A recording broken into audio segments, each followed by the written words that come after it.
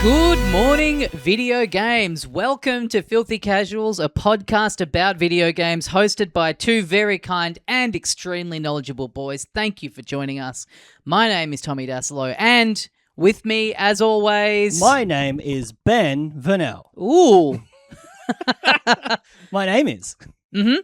We're back in the room together after, like a month? Yes. You've been me being on the road. Gallivanting around. I've been gallivanting, and then I was... last week we were in the same state. That's right. But I had just landed. Yes. Didn't seem right to have to get in the same room. And we were going through... Anytime we're going through... Here's the secret, folks. Anytime we're doing something that requires a lot of notes and looking through... a list of what was in a presentation. Yes. It does make more sense to be remote because it's a lot easier to have a second window up and be scrolling through than it is to be sitting here on our phones in front of one another. Well, we don't have a Jamie. We don't have a producer. Yes. Like the great Joe Rogan. Yep. Anytime we're doing one of our wrap-ups of greatest lies that they told us about the vaccine, we do need to be remote looking at it on our own screens. Top 10 pharmacies selling ivermectin. Yes. Yeah. But good to be back here.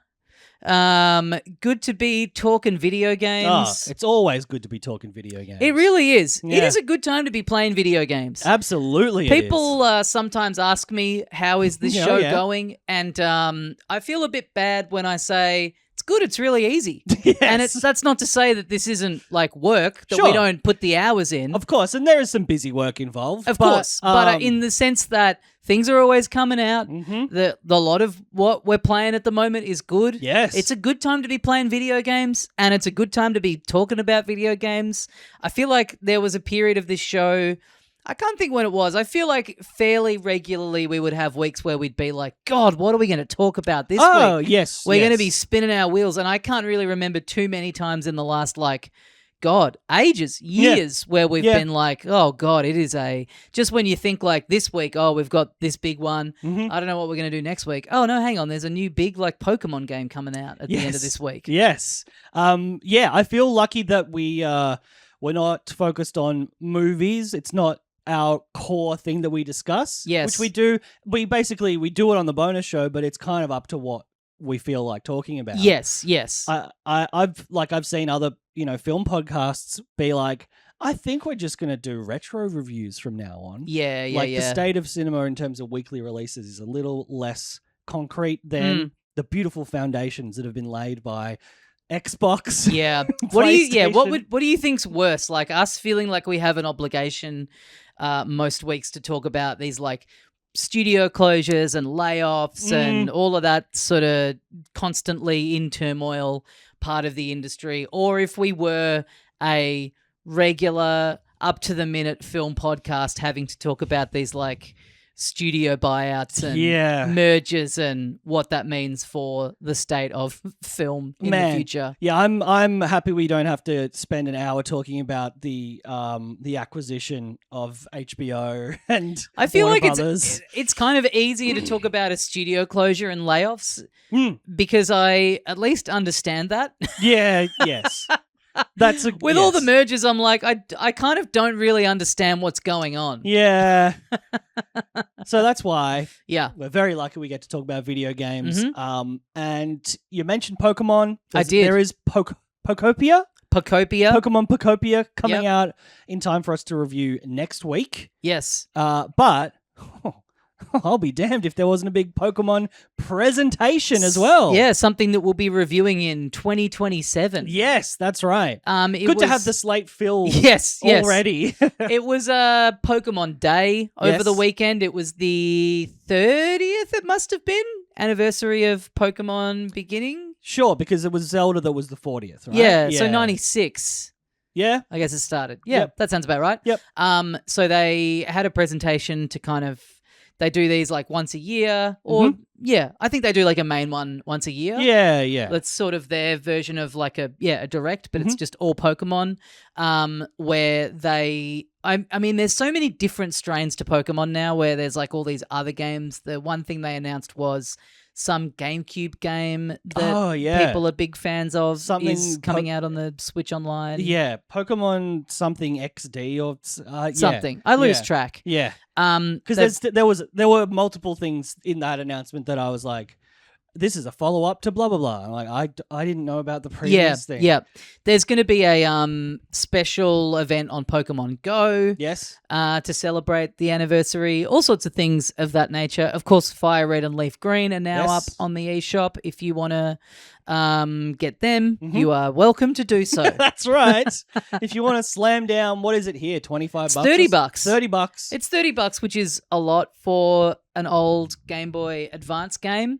I think there's people. I think there's some people that are like, why isn't this just on the Switch Online? Yeah. And I think they're reluctant to put those games on there because the being able to use the save states and rewind is sort of leads to you being able to have a bit of a, I don't know, like not a true experience of those games, I guess. And also them being their own download means that they can link up with that Pokemon Home thing. Yes. So you can transfer the Pokemon you've caught in that into Pokemon Home and then import them into other games in the series, which is cool. Yep. Hey, if you don't want to spend $30 on it, don't. Yeah. It's that simple. It's a really old game. Yeah. And you've probably played it before. That's right. Or if you haven't, it's really good and worth $30. Yeah, that's a great point. That is a great point. And you can link it up with Pokemon Home, I've just heard. Yeah. So this just in. You actually do have one little earpiece in. I do, So it is like I'm in the newsroom. I'm in the control room, but the control room happens to be situated right next to where you're sitting. Yeah, I need to get an earplug for this ear. So it feels like I'm just getting you over the headset. That's a good sketch. The guy behind the desk on live TV. Yeah. And you see the person in the control room shouting at him, and then you pan back and he's actually sitting a foot away from him, but screaming into a microphone. Yeah. And then he's got that live and the earpiece, and he's like, ah. But the biggest announcement in the Pokemon Presents, yes, which was not that much of a surprise given all of the so much of this had been leaked. Yeah, yes. The title, the setting, all of that stuff in that huge hack a little while ago. Yes. But official announcement of Pokemon Wind and Waves, the next gen mainline title. I think it's Gen 10 that they're up to now. Exclusive to the Nintendo Switch 2. Exclusive to the Switch 2. Takes place on a tropical island. Oh, yes. A very broad teaser trailer. Yeah. Not a lot of detail shown. Just showing off the visuals, really. Yeah, mostly focusing on the setting. Yeah. Couple of new little Pokemon thrown in there. Yes. A nice little reveal at the start of two different Pikachus dressed up like they're going on a summer vacation. Yes. I loved that. Yes. Seen a lot of memes about them already. Great. They kind of look a bit like they look a bit like, I saw this thing on Instagram of the best one scene characters in The Simpsons. Oh, yeah. And the guy that they call up who's the Cayman Islands account, he's like, oh, crap, I definitely shouldn't have said it was a secret account. Yes. Oh, it's too hot today. They dressed up like that guy. Yeah. I quite liked this intro of that trailer, the sketchbook, and, it's often, they try and be a bit artful with it, and then it cut to a really shitty looking mainline Pokemon game. But man, it looks fucking awesome. It looks nice. I don't know. I'm skeptical. The last one was such a bummer. The last mainline one. Yes, it was. And you would like to think that they've learnt from that, but I don't know. I mean, we're also sort of simultaneously to this seeing trailers for this new Game Freak game on the PlayStation, Beast of Reincarnation, that looks incredible visually and kind of really shows you what they are capable of doing. Mm-hmm. Shows you that they're not, not that we've played it yet, maybe it will be a complete mess, but it certainly visually, it looks like they've been really forced for whatever reason to hold themselves back with these Pokemon games. Yes. I don't know. I think it looks visually nice, but I've kind of given up hope at this point that we're ever going to get a mainline Pokemon game that like breaks from the mold in any real significant way. Yeah. So I think maybe it won't have the visual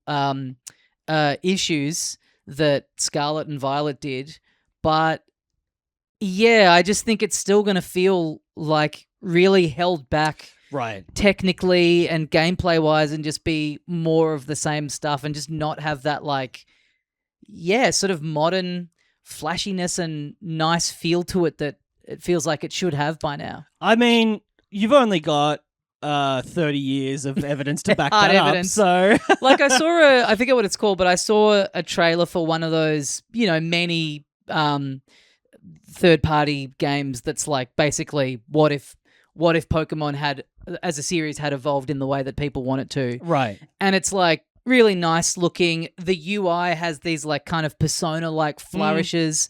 And I was watching it and I was like, that's what it should be now. Like, it should have had this evolution, and if it was taking in some of the like real-time elements of the last ZA and the battle, and then I loved all of I liked the previous Pokemon Legends a little more, and the stuff that it was doing in terms of the catching them in the little tasks that you got given, and even like the UI and the presentation absolutely felt very fresh and new. And then they go back to the present day mainline games, and they feel stiff to me. Everything about it feels stiff. Yes, and lacking in personality, which is like crazy for a property that has so much richness in terms of like scripted characters. The anime series is so good with such like not real feeling, but like characters with depth and charm and personality. And I also think we've seen that Beast of Reincarnation has a lot of personality as well.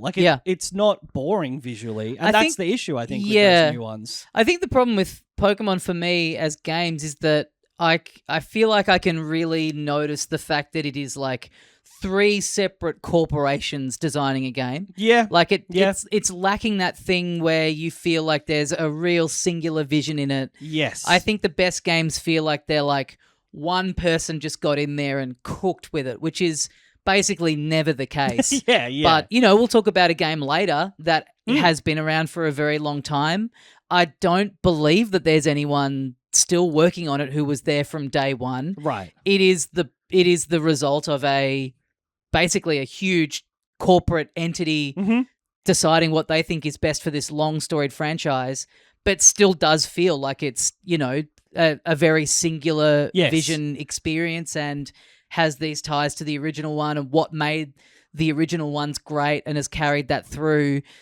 Yeah, it's this weird thing where there's like they need to sell toys and they need to sell trading cards, and they want the characters to look good on a side of a train. Yep. And I think that you can do all that stuff and still make a fun game. But it's like, I don't know what it is, but I mean, not to sound overly negative about something that we've seen, 15 seconds of, but I feel like this will, look really nice. The setting looks cool. But I just think it's going to be just more of the same. I don't think we're ever going to get a Pokemon game that feels like really fresh and takes us right back to how we felt playing that first one 30 years ago. I feel like it'll take a failure of one of their mainline games for them to even bother experimenting, right? Yeah. Like you said, most games, at least most mainstream AAA games, are designed by committee. Yeah. Like they are. And often the criticism of a movie or another kind of form of art is that it feels watered down. It feels like art by committee. Yep. But the good games can pull it off and make it feel like a cohesive vision. Yep. There's just something about the conservatism of the companies controlling Pokemon where they spend so little on making the games to bring in so much profit. Yep. Yet they don't seem to reinvest it anywhere, and they don't bother changing the formula ever. So I don't know. I felt like I was fooled by the shininess of the trailer enough, because that in itself is enough of an advance that maybe they're trying something different. Maybe they are trying to catch up to what is expected of a modern game. Yes, I love the setting. I thought this trailer looked really nice, but I'm trying to not be fooled because I feel like they show a new setting and it looks really cool and you get excited. And then more often than not, it just feels like this very... I mean, even bringing the visuals up, I don't feel like they've ever... I feel like a lot of times just even their like level design, their world design is not great in the last kind of few iterations. So even just like, cool, there'll be these new monsters and I like the setting, but it's just going to feel like this flat. There's not that cohesion of like, you believe that these little things are like truly living out there in the woods. Yeah. You know what I mean? You just picture that like kind of drab landscape with just like, oh, there's one of them I haven't seen yet, and it's just kind of floating around, and it's like, why would it be here? Like, you know what I mean? Like not feeling like, oh, this is an actual living, breathing ecosystem, which I think is like, they don't need to have done too much to like change the gameplay in a massive way or anything like that. I think people just want to feel a little bit more like this is, and again, it doesn't have to be like photorealistic, right? But just that it feels more like the version of this that you would picture in your head when you were playing this rudimentary 4-bit version of it on a Game Boy. Yes. Because I mean, even like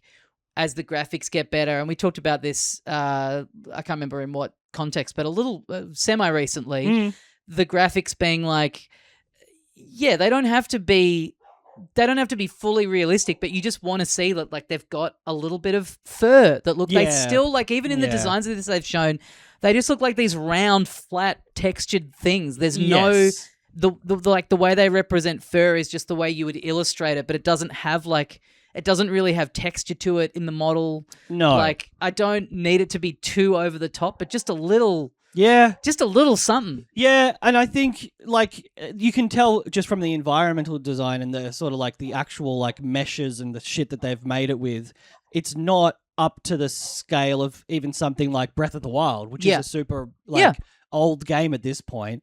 There's not as many fucking blades of grass, like... And I think that feels even more jarring when they're trying to go a bit more like photorealism with the environments. Like they're getting like the water looks kind of realistic. Yeah, water looks nice. And the trees look really nice, but then you've got these like these characters that just these like creatures that look like they don't exist in that same biome. And that should be the focus of the game, right? Like these are the stars of the show. Fucking spend a bit of time and effort on making them feel integrated with the world that you're playing the game in. Yeah. But negatives aside, as a 15-second thing, this is jumping way ahead. Yeah. I did think this looked good. Like I liked how it looked. I think a lot of people quite rightly were excited that, oh, look, proper graphics. Yes. Yes. Also, I mean, we're still, we haven't had that many games be revealed yet that are Switch 2 exclusive, that started out as Switch 2 games in like the first year of first-party Nintendo games, like Mario Kart World and Donkey Kong Bonanza, both started out being developed for the Switch 1 and then were moved on and looked great, but they were not developed day one with this console in mind. And so, like, seeing a game like this that is just like started off day one intended to be a Switch 2 game, it looks cool. I like these 3 new starters that they showed off. Yeah, what's the Pow Pow? Pom Pow. Pom Pow. Yes. That's my favorite. Let me find these little buggers. One of them's called like Grout or something. Yeah. Where are we? Here we go. Brout, the grass type. Pombon, the fire type. Pombon, and yes. Gekwa, a little cunty-looking lizard thing. Yeah. I like these as well. Yeah. I feel like they generally nail their starters at least. That is a nice little convention that I always really like when they do the very first reveal of these games. It's pretty much all you see. Yes. In a, so many games, the teaser trailer gives you no indication of what you're going to be doing in the game. Right. I think that's still true of this. Like, will it be open world and how expansive will it be? Will it shake? Will it try How's and the shake combat things up? work? Yeah. All that kind of stuff. but you do know, like, hey, these are this is what's going to happen in the first 5 minutes of the game. Is you're going to have to pick between one of these three. Yeah. And again, it does tie to marketing and sales of plushies and things like that. But I agree, and I like Pom Bon. Yeah, it looks cute. But yeah, I liked how this looks. The water looks really great, as I said. Keen to get more of an idea of what they're actually planning to do with this one. Yes, me too. I think I'm a bit more optimistic than you, but I mean, I don't know. I just want a good Pokemon game that feels like real Pokemon. I wonder how much they take on or care about the commentary from like Scarlet and Violet in particular. Yeah. I mean, I do think there were also some critiques that were deeper than just how it was running at the time. Yeah. I've been meaning to give it a try again. Like it looks like a different game on the Switch too. Like it got that patch on day one and it was like, oh, this is how it was meant to be running at the time. Right. And start it from the start and see if it is a little more enjoyable. I was not minding it. Yeah. But it was just, I don't know. I don't know. A version of it that's like open world, that looks really nice, that has the more real-time combat in it, but I just don't think they're going to do that in a mainline one. Bringing the combat from ZA over would be great, but I don't think that that's going to happen. Probably not one-to-one, the exact same way it's done, but hell of a rhyme there from me. But it has to, pardon the pun, evolve. Yeah. It can't literally be the same as it's always been. I just would love something more than the really standard, you go to this town, you get the gym badge, you're like, I don't know. I don't know how much they can or should or are inclined to shake it up, but yeah, we'll see. We'll see. It does feel like every single entry for them is a attempt at grabbing, a new generation of kids. Yes. And therefore they aren't shaking it up as much as they could if they were just happy to be like, this is a game for everyone. Yeah. Including adults. Yeah. Therefore, it has the scope and this, the potential to be quite complex and interesting, not just like you go from town to town. I'll tell you this much, I'm more excited for Pokopia than I have been for a mainline one in a long time. Oh, yeah, absolutely. It looks funky, it sounds really fun. It sounds like what I'm talking about. It's got, like you're not battling and stuff, but they're all in there. The idea of this like living, breathing world of these little monsters in it. That's the thing that's like the most interesting to me is just like existing in this habitat. Like the Pokemon Snap games, like the one that came out on the Switch 1, like the sequel to the one on the 64 was great. And it does like a better job of showing you like now you're in, and because it's all on rails, it's like now you're in the rainforest and here they are just kind of hanging out and exhibiting their behaviors that they do in the wild instead of just kind of like all just walking around a flat field. Yeah, hopping in circles on a path. Right. I think those ones where they kind of veer more off give you more of an idea of like, oh yeah, this is a place that exists and they have their own little ecosystem and whatever. So I'm looking forward to playing that. Me too. I'm also looking forward to playing the full versions of a few demos that I played over the weekend. Me too. Steam Next Fest is still on or just been on. Who knows? I don't know. I think a lot of these demos just do stay up. For, long term after the one event is over and done with. Yeah, I don't think it's like just a week. I feel like it's a little bit longer. Yeah. Because often you'll talk about a demo that I didn't even know existed and I'll go and play it after we've recorded. So. Yeah, I found a really nice little reel of just, here's the best, here's 7 or 8 of the best demos to check out. Which I also, I downloaded all of them. I haven't gotten to play all of them yet because we've had another big release. Yes. But I've had a go of a couple of them. I reckon you probably have had a go of these two as well. Should we start with one that I think every gamer should and probably has had a look at? Oh, Vampire Crawlers. Oh, yeah. Yeah, this is the hotly anticipated follow-up to Vampire Survivors. This is the kind of shit that I love. Yeah. In that hugely successful game, Vampire Survivors. I don't know what you would call this. It's like not a sequel. No. Like, the easy thing to do would be, okay, we're doing another one, and it's like bit more expansive, different characters, but same formula. Polish off a bit of the UI and the, that kind of thing, yeah. This is like a completely different format. Yes.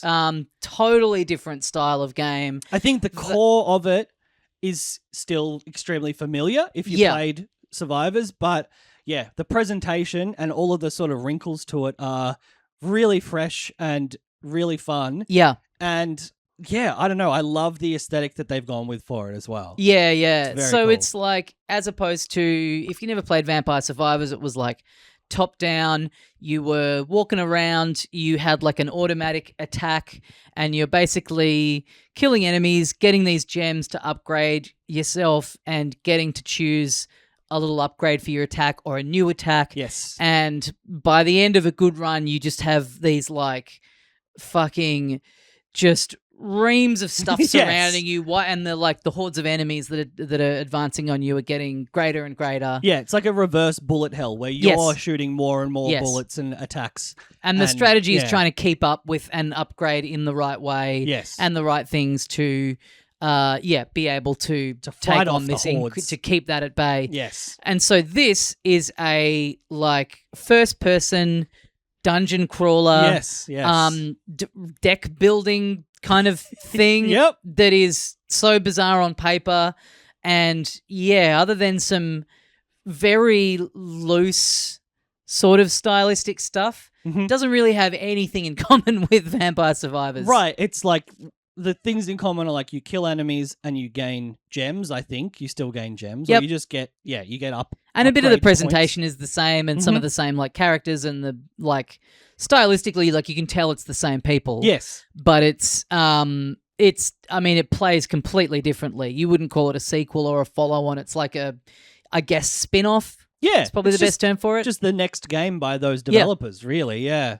And it's sick. Yeah, it's really fun. So you're going, you're kind of like advancing square by square. Very like original Elder Scrolls, wizardry, kind of the first ever dungeon crawler first-person games. Yeah. And you'll get to a square that's got like some enemies on it, and you've got a card that's your attack that you can play, and you're kind of slowly getting more cards and getting buffs, and like those cards use like mana points, so you might get things like if you play them in sequential order of how much mana they cost, they do double the damage for each one. And just all sorts of little things like that, little wrinkles that you're kind of getting at random. Yeah. And more enemies are coming at you with each, further in you get on the map. Yep. You've got your home base, your village, where you track, similar to Survivors, you can track all the progress of unlocks and progression and things like that.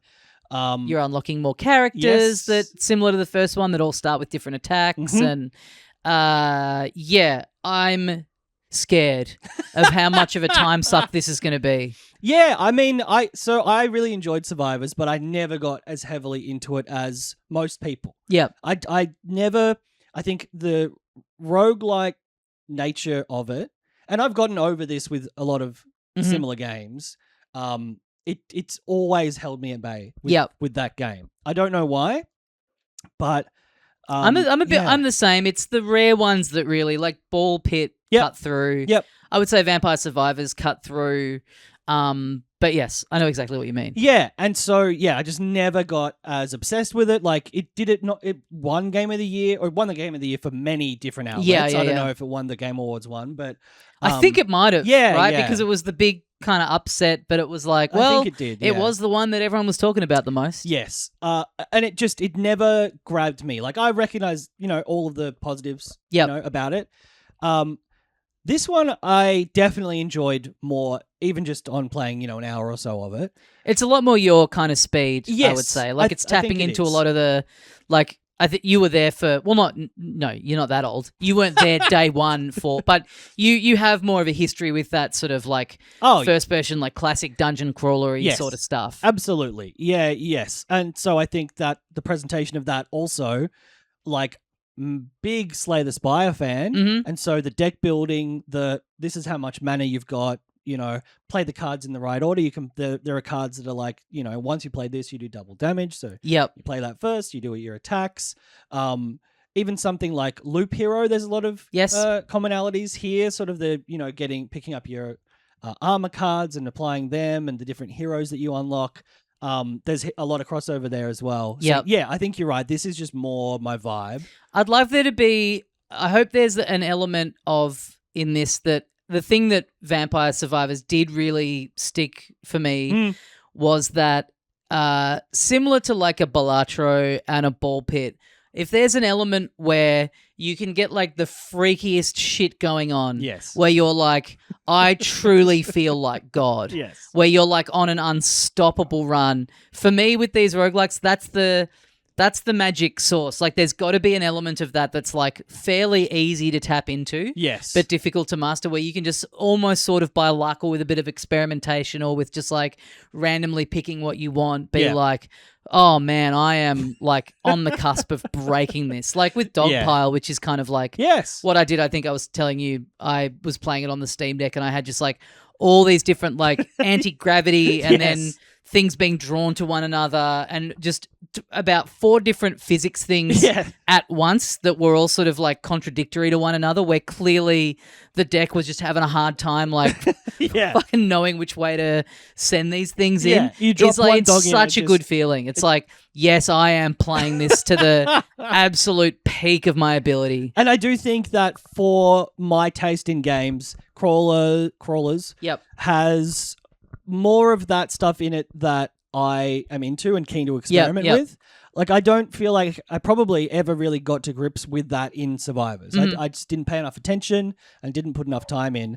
But the sort of like the deck building, and then also the so you get these gems.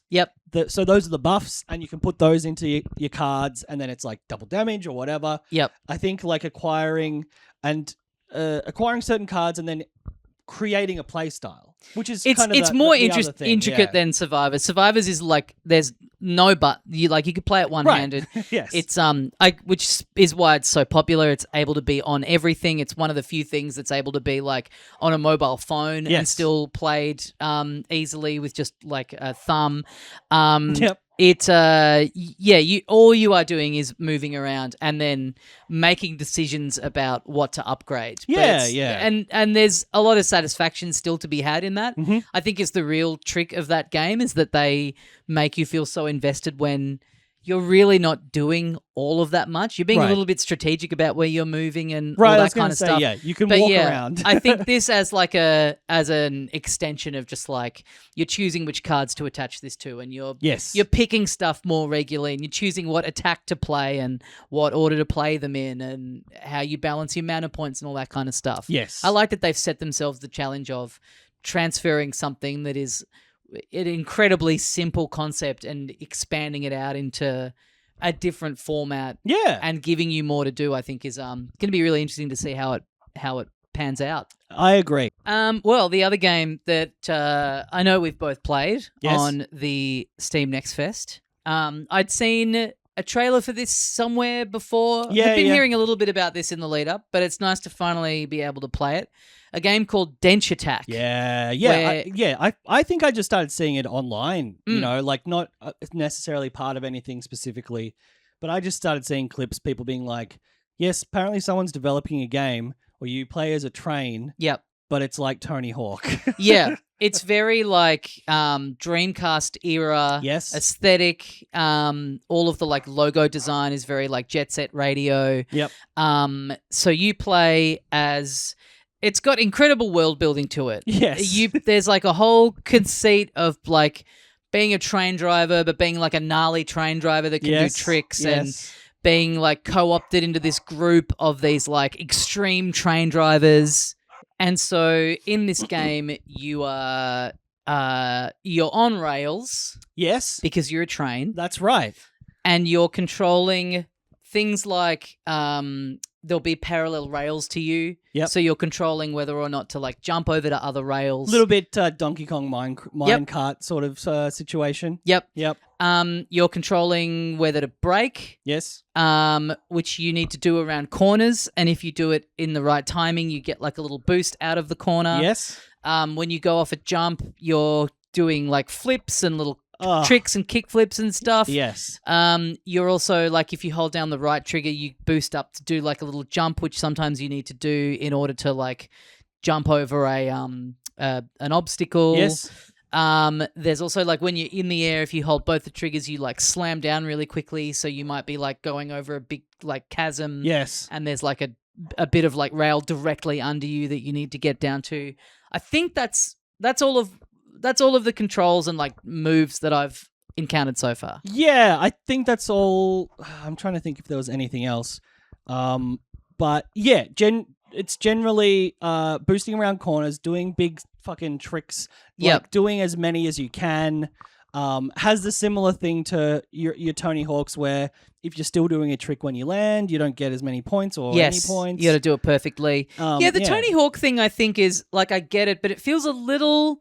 I read that a lot in the lead up, and it seems it's a little misleading, because Tony Hawk, you're going around these environments and they're sort of like, the level that you're in is like, kind of open world. Like you can kind of go and do what you want. This is like a level that is like very much A to B, that is very prescribed, and like you're doing tricks, but you're not searching for things. You're not like going around trying to find like little hidden areas. You're not like having to like build up and have like a ton of freedom in what you're doing. It's more just like when you're in the air for a higher score. And I guess like you've got like in Tony Hawk, you've got to you clear the level by getting a certain score, right? Like that's the main way that you advance. I think you have to get a minimum of like things on the unlock list. Yes. But yes, there's like a normal high score, pro score, whatever score. In this, your progression is just like making it to the end of the track. Yeah, So it's very like segmented up by levels.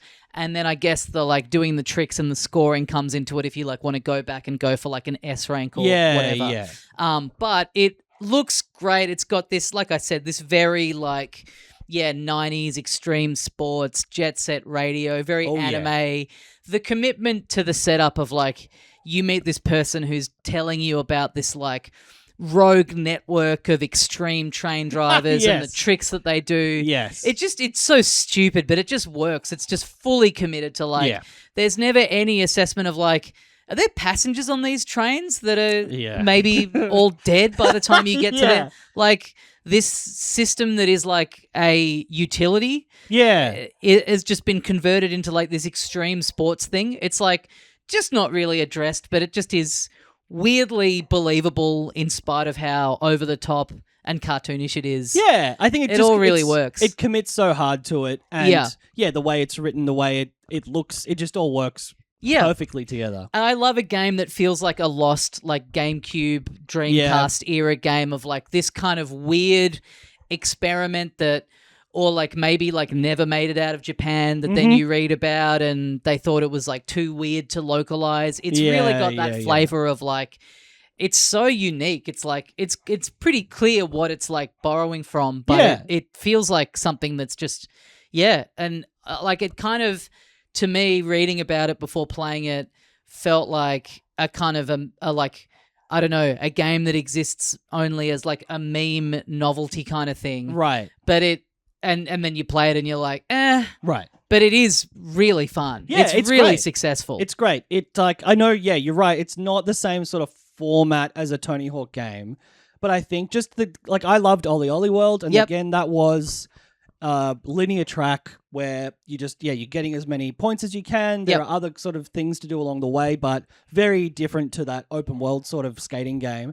I'm gonna play this game so much. I can't wait. Yeah, actually, that's a good comparison. It does feel like a like, it's not like a 3D version of Ollie Ollie World. Yeah. But really enjoyed what I played so far. Yeah. Well, people might have been able to hear just off mic the sound of a scary creature just on the other side of that door. Oh yeah. And it's been it's been really scaring me. I've kind of hated it because it's been reminding me of the spooky experiences I've been having over the last couple of days. Yes. Playing Resident Evil Requiem, a.k.a. Resident Evil 9. Yeah. That's easier for me to remember. Yeah. Although I was pleasantly surprised there is a Requiem in the game. Oh, okay. Yeah. That really helped sort of I'm tie not sure it I even together fully for me. know what a Requiem is. Well, I shan't be informing you. It's kind of fucked up in the same way as Requiem for a Dream. It certainly is. This is more like Requiem for a Nightmare. Oh my God. Actually, that's sort of also true of that film. Yeah, maybe it's only being used ironically. If I woke up from a dream and said, "Oh yeah, I just dreamt that I was at like a sex party, having to go ass to ass with another person while a bunch of people threw money on me." Yeah, to support my heroin habit. Oh, yeah, I wouldn't be like, "What a weird dream." I'd be like, "That was I just had a nightmare. That was a fucking nightmare. I had a scary nightmare." Yeah.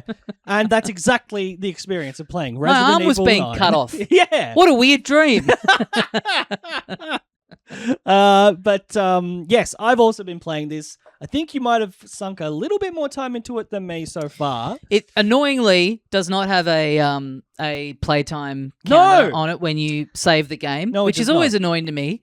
It'll tell you like the time of the save. Yes. What do I care? Yeah, I was there. Oh, it's 1 a.m., is it? Thanks for reminding me. Oh, yeah.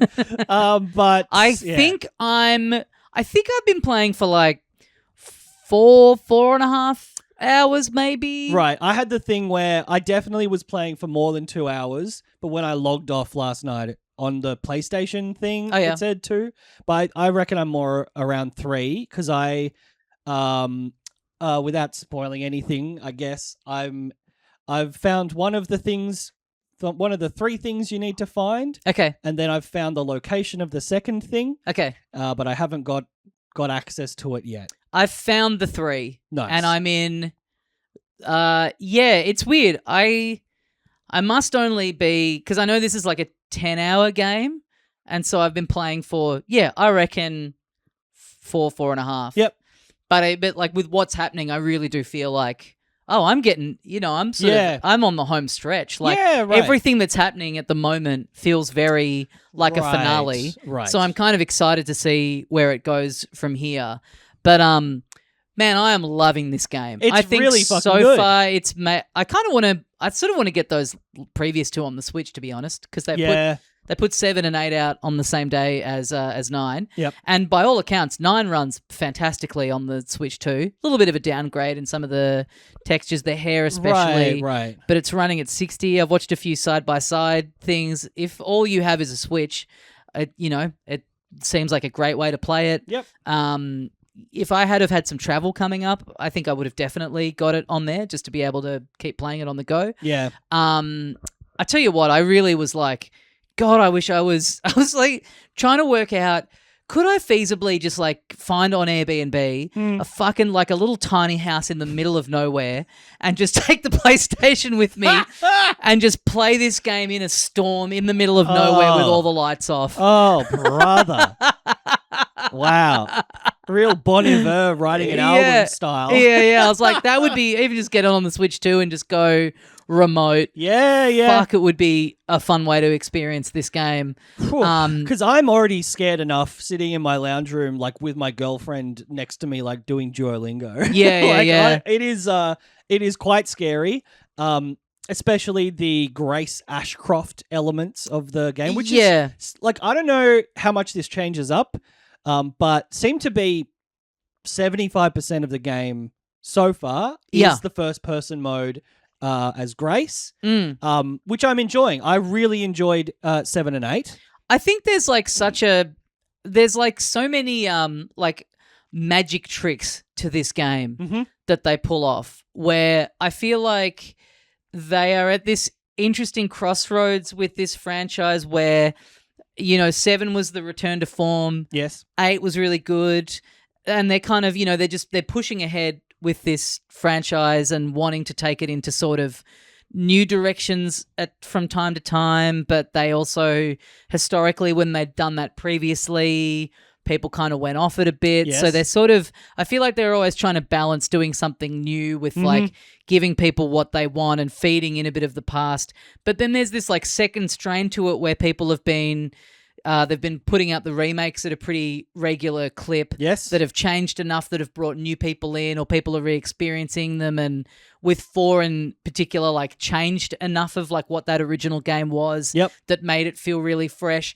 And this does such a great job of pushing it forward, but essentially like the way that they're pushing it forward is by doing this really unique tying together of what the two strains are that people like.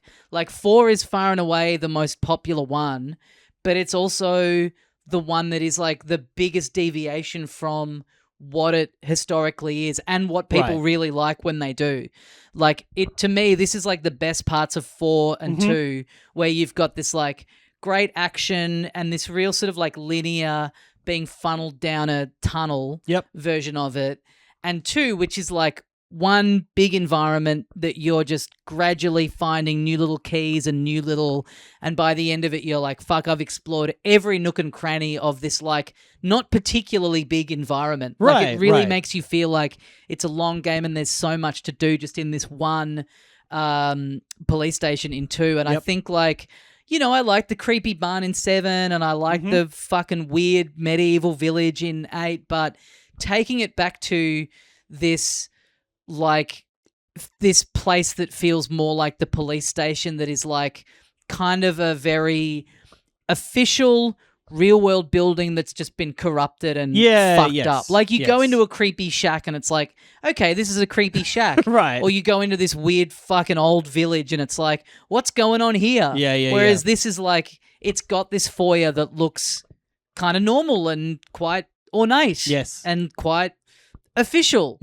But then you go around the corner and it's like, oh fuck, there's blood everywhere. Is to me a lot scarier and a lot like what these games do at their best. I think that thing of like you said, exactly, a corrupted version of a building that is actually familiar and could exist. You know, like being like, oh, you've got to go get this tool. It's in the nurse's station. It's like, oh, okay, nurse's station. I'll go look for it. And then it's like, oh, this is fucked. Why are the lights off? There's like all this red coming in from the sun. Like, as always, like the environmental stuff that they do in these games is like the best it's ever been. Like these rooms feel believable, but you go in one and it's like, there's the stuff that's been like, I don't know, like a desk is overturned and there's like papers everywhere and so the setup is you begin playing as Grace Ashcroft, as you said, new character, FBI agent.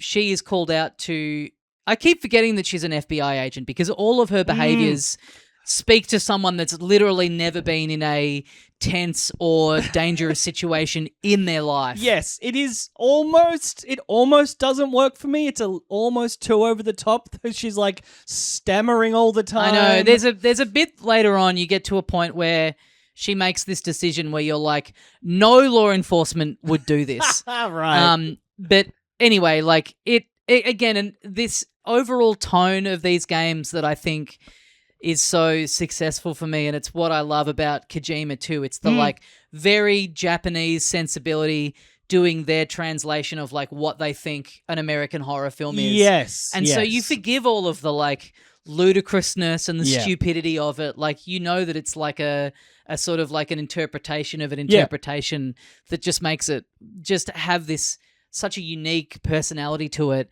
So she's called out to investigate this this recent spate of deaths related to people that escaped from Raccoon City. She's then kidnapped and taken to this old abandoned hospital. Meanwhile, the great man, Leon Kennedy, and again, this is such a smart move because for people that are playing all of these games, including the remakes, like, he is the most recent guy that we played as. He has like such a link through all of the series, and it's just such a neat way of sort of, I don't know, it should feel pandering and like it's nostalgia baiting, but because he was in the one that we played most recently, which is the remake of 4, it just works. It just feels like, yeah, get him in there. Why not? It's sick to see him, and he's like older and and he's a beloved character. Like it's I feel like it would be more like fan service or nostalgia bait if I don't know, if he genuinely, like, he was in one game that people loved and it was really old, and it was like, oh, there's this character who but it's like, no, he's like been in a bunch of games. He was in 4, and it's almost like they're not like treating the chronology of the actual story as like they understand, like, that's not the way that players have experienced this story. Yes. They've just probably replayed this game that he is the main character of. And it's like, it's almost just like, ignore that it was 4 and this is 9. He was in that game and he's in this game. It's such a tightrope that they're walking, because you're right. Like, there might be people who've not gotten to 7 and 8 yet. But yeah, it does. I think it's also like the way that he's integrated, because it's he's also going to investigate this. So you do like this kind of essentially tutorial early moments where you're in a location that is, not the main location of the game for both of them, where you kind of are learning how they both control and what they both have access to. It by default puts you in first-person mode for Grace, and third-person mode for Leon, which you can change either of them at any time. But even that, the idea that, like, in 7 and 8 we decided that it's going to be first-person, and that's where the series is now. But the version of it previously was in the third.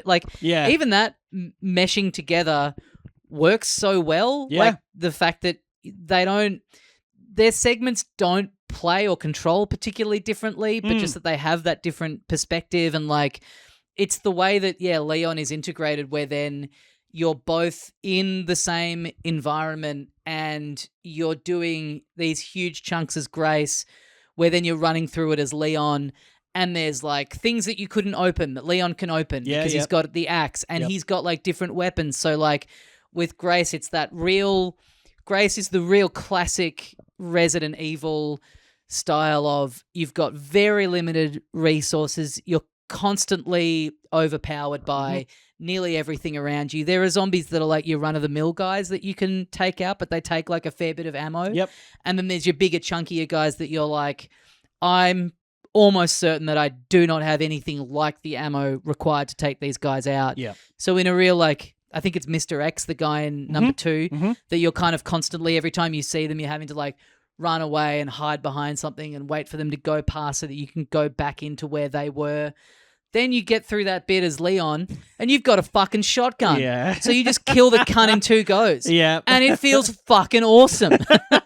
It feels so good. I think, you're right. I think that pacing is incredible. I think that if they had locked the camera perspectives to the prescribed ones, I don't think anyone would have cared, because the way it plays and the way it's paced, I think is just fantastic. And I think that distinction between classic Grace Ashcroft hunting around essentially a mansion, looking for tokens and crystals and weird things. I think it's like the best version of that they've done since 2. The pure, like, and it's all pretty, and this is the other big magic trick that it pulls off. It's like, this is just the shit that we've been doing in these games for decades now. And they might have mixed up, when they mix it up, they mix up the game as a whole. But just that function of, like, you find a memo and it says, I've hidden the key to the safe in.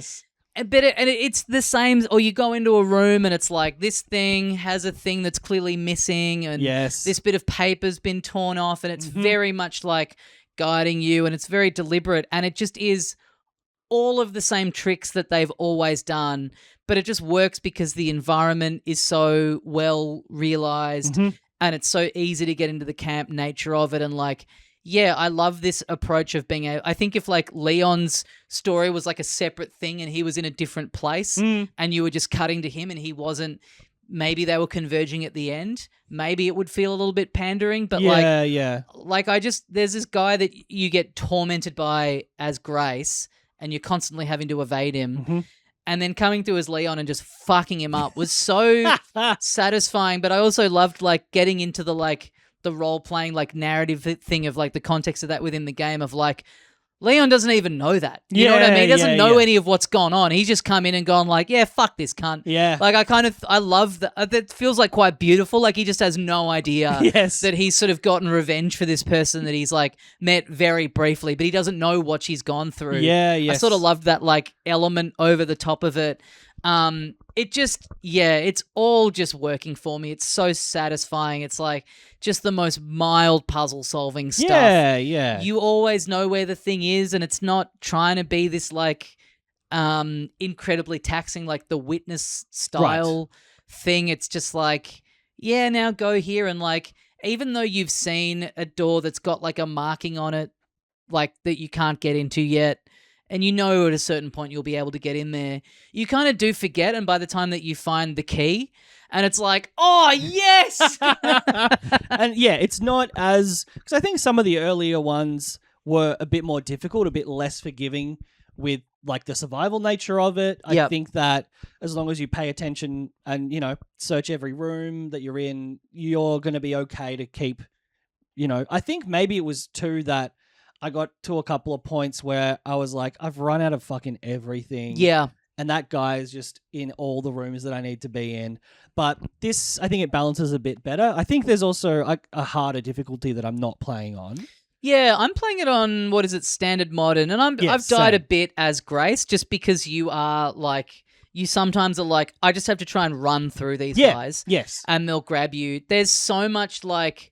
There's so much stupid... I've got subtitles on, and it's funny because the zombies will just be like muttering shit. Yes, but they're subtitled as like what they're sort of like trying to say. Which looks very funny. Yes. It's got one of the dumbest like in-world justifications of something that totally works for me. And again, in the same way that like... I love that they've never gotten rid of the very video gamey, like you save your game at a typewriter that's just in every 8th room for sort of seemingly no reason. But like you get to a door and you need a key to get into it, and you've got the key, but it still brings up the screen of like, what item do you want to use? It's like, just use the key. It's not like you can... It's not like you can approach this in one of several different ways. It's like, if I've got it, I can go, and if I don't, I can't. Like, and also just the way that you just see... It's not like you see an animation of like a more modern interpretation of like, oh, I'm opening the door. You just see the key sort of float and slide in and unlock. I love it. I love that that's like they've never moved on from that. It's like a signature of theirs at this point, which is great. Like that's the thing. I think, it has, because of the way it's been approached, because it's a pastiche, because of its lineage as a really long-standing franchise. The fact they've kept these things the whole time gives it this personality, and that's what I mean about like this is a huge franchise. This is a game by committee, by corporation, but it still feels so singular. Like if you told me the guy that made 1 is still basically the guy overseeing all of it, right? And it's a small team, and it's just like the same 30 guys that have been making it from day one, I'd believe it because it feels like that. It doesn't feel like it's strayed too far from the formula, or when it has, it's just them going like, hey, it's time to do something. This will be fun to put in. We've not tried this before. Let's give it a nudge.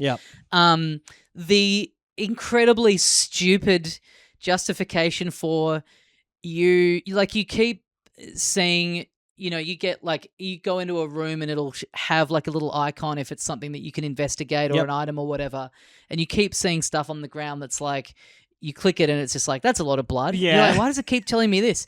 And then you find an item you can collect blood with, and you can use that blood to craft ammo and health upgrades. And if you find like a little item, you can analyze it under a microscope. Yes. And through examining its DNA, you learn how to make other items like grenades. It makes literally no sense. Because you can just stop in a hallway anywhere and be like, I'm going to craft some ammo from this blood. And like a bag of metal. It makes absolutely no sense. Oh yeah, cool, I can make a medicine. But it just works. It's just so stupid that it's like they had to have a justification for like, there's got to be a little thing dotted around for you to be able to. And it's nice. I can't recall them ever having a thing where you're like, these things are dying and you're using the infected blood to kind of help yourself. So when you kill someone, you're able to get, rather than just like, I think in these games sometimes they've had like, oh yeah, that dead person has some ammo on them. It's like, why? I think that happens in kind of the prologue bit of this game. They do that, but I don't think they had to invent this justification and add this blood collecting, but it works really well. Yeah, you're in a hospital, you're in this lab. Yeah. It's like, again, they just use everything about the environment to be like, the main key would be in the lead researcher's office and like all that kind of stuff. Yep. On top of that, I think this has got some of the most fucked up little cunnies they've ever had in one of these games. Like, I thought the big lady, I forget her name. Yes. In the Countess. It was spooky, but I mean, this has like a fucking big baby thing that takes up an entire hallway. It's got like a creepy singing woman that sort of staggers you if you get near it. Like, there's just so many great versions of creepy fucking... there's a bit where someone jumps out that genuinely got a big yelp out of me. Great. And it does have a lot of this sort of very, very tropey jump scare moments, especially early on. There's a lot of like, oh, all those zombies are gone, and I'll walk down this hallway, and then just the lightning crashes, and you're like, oh, fuck. Or you open a door, you've like finally found the key for the thing, and you've got to walk back, and you're like, well, it's not going to be this easy. Yeah. Something's going to... You come down the hallway, and it's like, oh, that's right, the big thing that takes up the whole hallway that you have to kind of trick into like luring it out into an open area and say, okay, of course that's found me, and it's like blocking that. But it's like, all that stuff is done so organically and in the background, and in the same way that they would sort of bring the big hallway, the big like Mr. X guy into the hallway in 2, and how he was always chasing you, but the way that he would act was sort of, all this stuff was happening in the background that felt very organic. I'm just fucking loving it. It's so good. It's great fun. I wish it was less scary, but I'm really, really enjoying it, and it looks fucking beautiful. It looks on great. PS5. But then you get this release of like, you get to be Leon and you're still being stalked by stuff, but you're not having to like hide and sneak around and feel underpowered. It's more of like the action, like just getting the satisfaction of like the playing with the like tension and release of just like giving you just the right amount. I think if they had done a version of it that was just all of the 2 style horror stuff, single environment, it might get to a point where it felt a bit like, I don't know, maybe people who've just come to it from 4 might have found that a bit unsatisfying. Sure. And maybe there are people that would rather it be all of that Grace style. And it is the bit that I'm liking the most.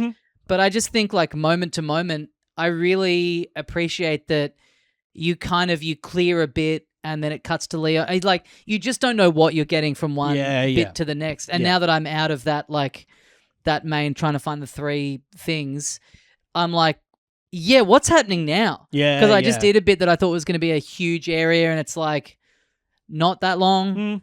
Maybe I go back to it. It's like even that, like going into a new bit and being like, oh, I wonder if I'm going to see this as Leon and have a completely different experience to it. It's really masterfully done. I'm fucking loving it. It would have been enough to just do, more of 4 or more of 2.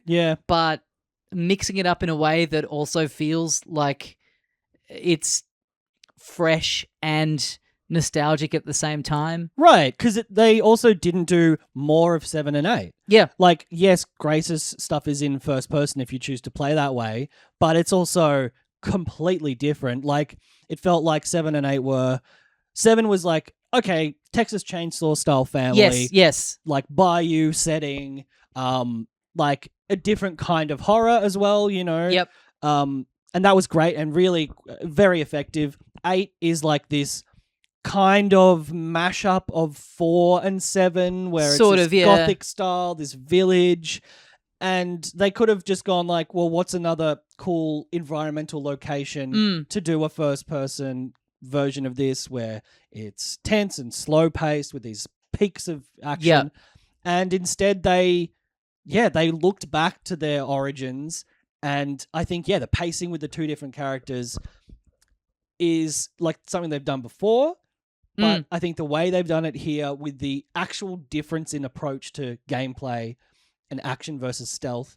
It's great. It's just something you wouldn't have predicted, which is probably, why it feels so enjoyable. Yeah. And such a fun surprise. It's a real lesson in how to like move something forward after such a long time without just defaulting to like, oh, now it's open world or right. And like I love that they just still keep these games to 10 hours. Like they always feel like they've got a very bombastic ending. By the time they finish, you're like, that's just the right amount. Yes. I was loving it. I could have played it for maybe another 5 hours, I think. Right. But I'm glad that I'm not having that like tested because maybe not. Like, especially most things that come out now feel like it's 100-hour commitment. Like I like that. I do think these games are best played in as short of a time frame as possible. Lock into 3 or 4 just long sessions. Like an after dinner, play until it's time to go to bed and have it done within a week. Yes. Like, especially once you're in that environment and you're like, oh, now I can go into this room. Now I can go into this area. And then now that I've cleared that, I want to see what the next bit is. It is so Moorish and like doing it like I played it over the weekend and like even, having it on rest and coming back and being like, oh, wait, where was I? Like, even that is a little, like, takes you out of it. It does work to be as real time as possible. Yes, agreed. And maybe that isn't why they probably couldn't have just done a expanded version of Village because Village was also already quite big. Yep. With a bunch of locations and a bunch of backtracking and all these different, like, big bosses with many things to lead up to them.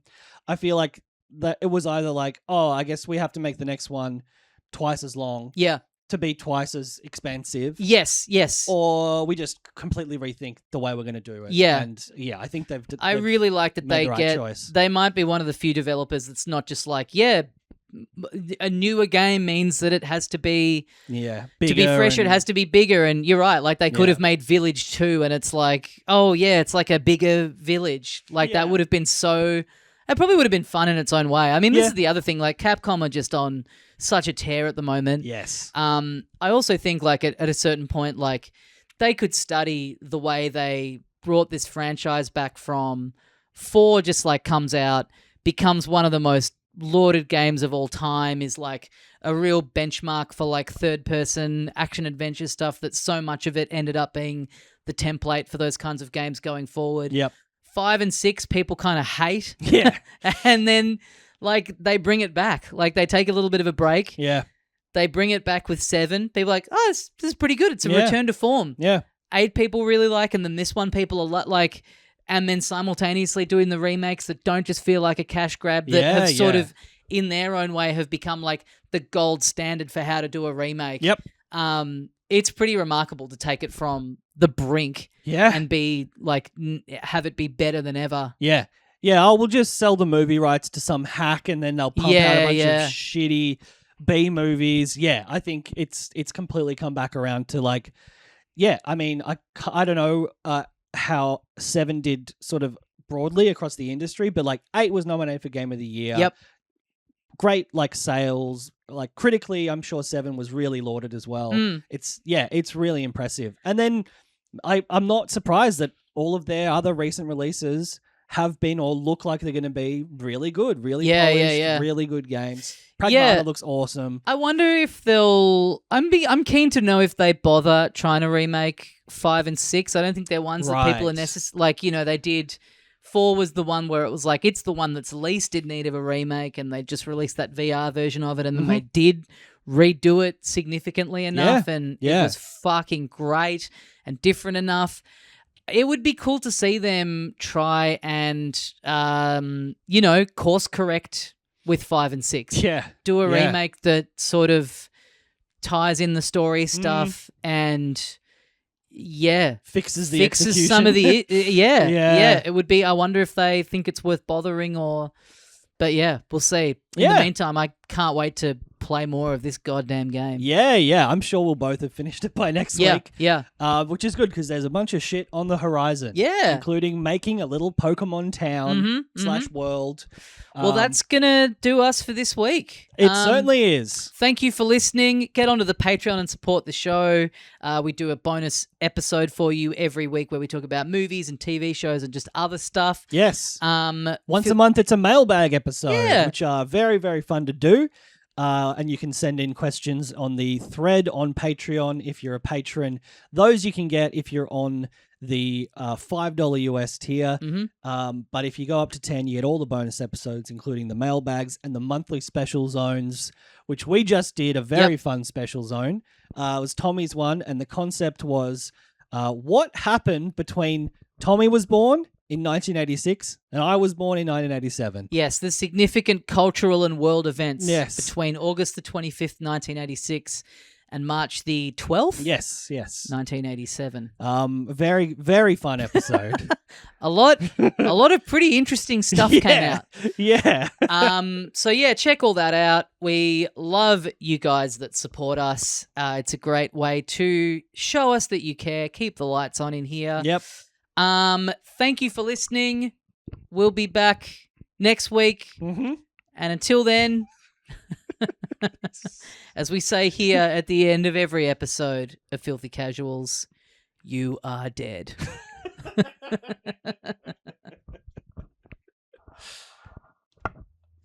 Oh, boy. Did you touch on Leon's